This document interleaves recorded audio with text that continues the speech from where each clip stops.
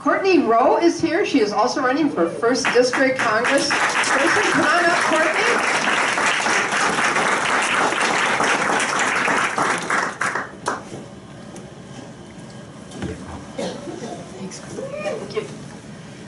All right, everybody, how are we doing? Yeah? Do you need a stretch break a little bit after all these speeches? No? Okay, we're good. All right, again, my name is Courtney Rowe, and I'm running for U.S. Congress. Just a little bit about me for those of you who haven't met me. I'm an aerospace engineer. I've been doing that for working in fly-by-wire flight controls for almost 12 years. But the very beginning of my career, I started volunteering in politics. And it started even earlier than that, because when I was getting my aerospace engineering degree in college, I decided to do a minor in political science. And I decided to study economics. And I said, you know, our country needs service. And so I signed up and I served in the Air Force Reserves while I was in college. And so it wasn't just about engineering, but when I looked at it, I said, what are the things that our country needs? How can we fix the problems in our country?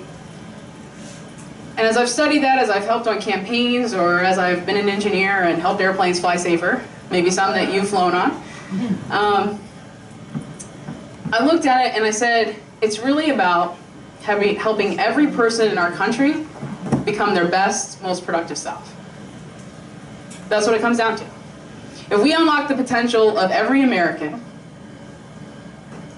then I believe they will go and be successful. Because success really takes two things, right? It takes opportunity and it takes hard work. And we're not short here in Jackson County or anywhere here in Iowa on hard work. What we're short on is opportunity. So my whole campaign is about expanding that opportunity. Now, I'm married. My wife couldn't be here today. She's writing a sermon. Because I met my wife how I'm pretty sure all lesbians meet their wives at church. If you didn't know that, that's the place to go.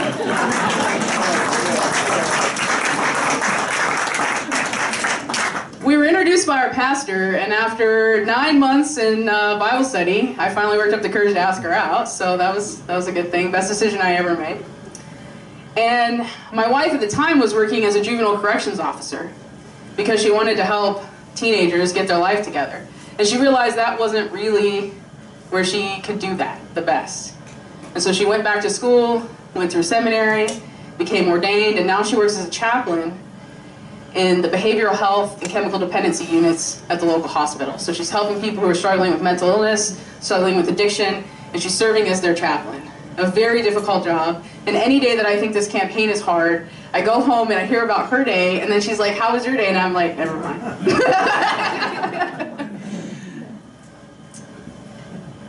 But we both believe that when you help people get back on their feet and unlock their potential, they can go and be successful. And when I started this campaign, I said, I don't want anybody to tell me what I have to say. I don't want any money to influence what I'm going to say.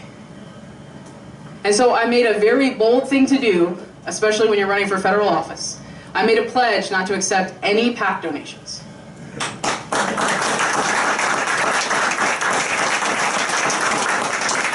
That's really hard to do. I've had unions come to me and say, we'd like to give you some money, and I said, you can endorse me, and you can tell your members about my campaign, and they can individually donate. But I want every single dollar to be tracked and reported in that federal system.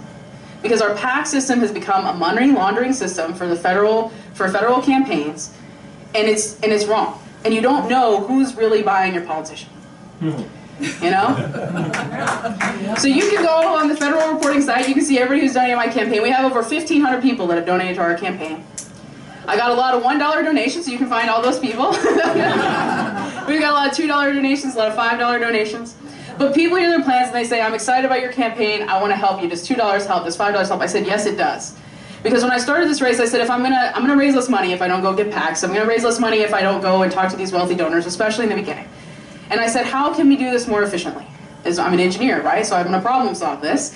And I sat down and I talked to other federal candidates and I said, what do you spend your money on? And they said, first thing you gotta do is you gotta go out and you've gotta get a compliance officer. And I said, okay, what do you pay that guy?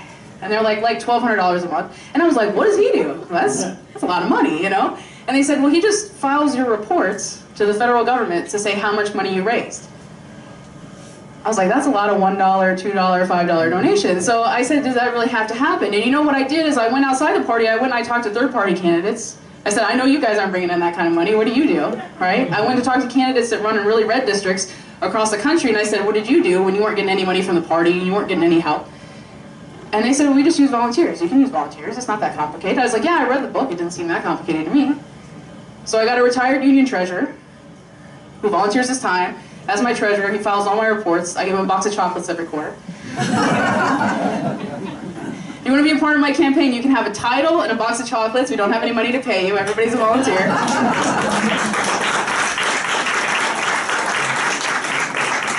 And I said, there's some other things that I'm going to have to do too. So I went and I've kind of played in graphic design. I'm kind of a jack of all trades sometimes. And so I designed my own logo, if you like that. I did that with a $3 app on my phone. I have a button press that I've helped do just advocacy work for buttons. So my wife pressed this button, so that's how that goes. And so we just found different ways. I print my own flyers, I design my own flyers. We do these different things where you find places that you can save money and be more efficient. And what I do my own website, do all that kind of stuff. And that allows us to do this grassroots thing. And then I said, you know, when I think about why I vote, it's not because I saw a really cool campaign commercial. It's not because somebody's mailer was super slick, right? But it was because I either talked to that person or somebody I knew had talked to that person and that person inspired them. And so what's great about my campaign is I can come out here and I can tell you what I believe in. I believe in a country where life, liberty, and opportunity will allow us to pursue happiness.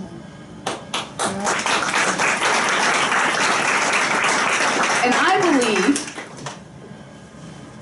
that to be your best, most productive self, if you're sick and you need health care, you need access to that. And that is why I'm supporting single-payer Medicare for all.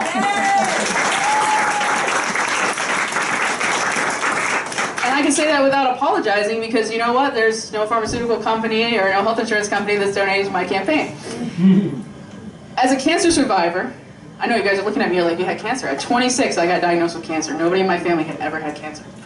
And I was fortunate enough being an aerospace engineer that I worked at a really nice company and I had good insurance, but I still almost went bankrupt because that's how our health system works.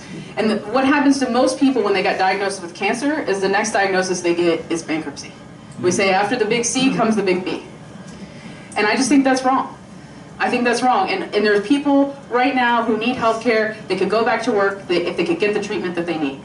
So that's why I'm supporting single-payer Medicare for all. I support a $15 minimum wage. And let me tell you why.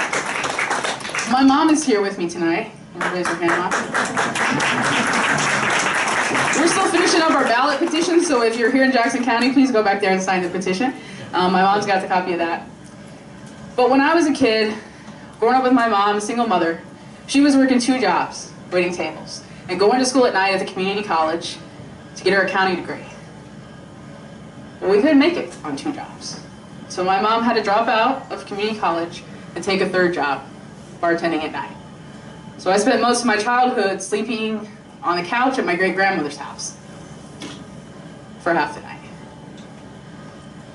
People are struggling right now. When we talk about a $15 minimum wage, it's just about being able to live. And we do that. I've got a 3-year plan that would phase it in every 6 months, and we'll have big companies go before small businesses and allow that money to generate in the economy so small businesses can see the benefit before they have to raise their wages. And that's how we do it. I'll wrap up here because we got other candidates. I've got a homeowner green energy plan that will allow you to finance alternative energy systems as part of your mortgage. That's how we expand green energy. I got a Main Street market plan that would allow small businesses to go public and raise capital so we can bring back small businesses here to rural communities and we can invest our retirement income in actual small businesses and good ideas and little businesses that are in our hometowns instead of all giant corporations. Go check out my website if you will, CourtneyRoweForCongress.org. And if you think some of this stuff is, you know, some people tell me this is too far to the left, it's not going to happen, we're not going to be able to do it. And what I want to tell you is this. Justice is always called radical by those profiting from injustice.